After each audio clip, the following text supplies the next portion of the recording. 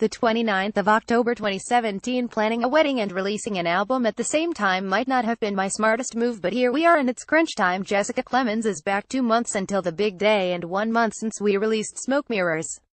You would think one of the two would start to slow down, but that's not the case at all. Things couldn't be busier for both. I had to unexpectedly go home to Texas back in September thanks to the devastation caused by Hurricane Harvey, which was great for the wedding planning but not so great for the album release. The timing couldn't have been worse in that regard. Thankfully we rescheduled the tour for February, and that gives us plenty of time to get ready for it and continue promoting the new album. In the beginning, back in May, I was convinced I was going to have a small little wedding with all of the bells and whistles courtesy of Pinterest. I don't know what I was thinking as I started to pin things and plan, the more stressed out I got. I just keep having dreams that my wedding looked like a giant Pinterest fail, so I did what every bride should do. I hired a wedding coordinator. Oh my gosh, this was the best move ever. There is still a lot of work involved in the planning of the wedding, but this sure does help in terms of getting it off the Pinterest board and into reality. Now we have a vision and the planning is moving along quite nicely. At the exact same time, I have a list of things to work on each day in regards to my music career. Just because I'm overseas in the USA doesn't mean things slow down. In fact, I think it makes it more difficult being further away from my team.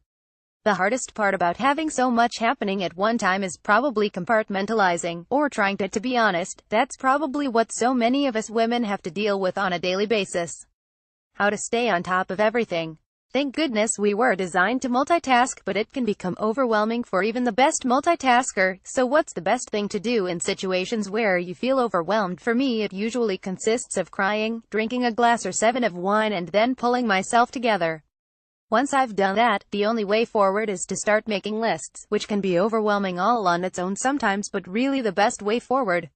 I have my work list and my wedding list. I try to allow myself a few hours a day of uninterrupted time. Yeah, right, uninterrupted, to get some things done. This way I start to feel like I'm actually making a dent in things. I know in the end it'll all be worth it. I'll have a beautiful wedding and memories from it to last a lifetime, and a successful second album with hopefully a sold-out tour to go along with it.